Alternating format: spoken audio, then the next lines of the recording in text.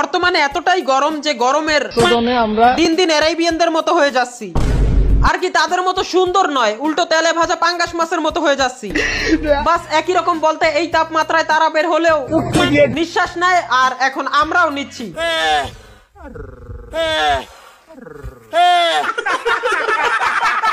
মানে ভাই এই গরমে এখন তো শরবত খেতেও ভয় লাগে। কেউ লাশের বরফ দিয়ে শরবত বিক্রি করে, আবার কেউ কুকি মশলা যুক্ত শরবত বিক্রি করে। মানে ভাই এখন এতটাই গরম, আমার বন্ধু বাথরুমে বসে রোনাল্ডো বিড়ি খাচ্ছিল। টয়লেট শেষে ট্যাঙ্কির গরম পানি দিয়ে পাছা ধোয়ার পরলে আমার বন্ধু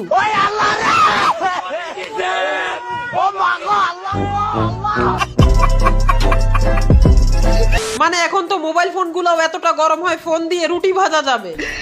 দেখেন এই গরমে যদি নিজেকে এবং ফোনকে বাঁচাতে হয় তাহলে চাদর বালিশ নিয়ে ফ্রিজের ভিতরে ঢুকতেই হবে।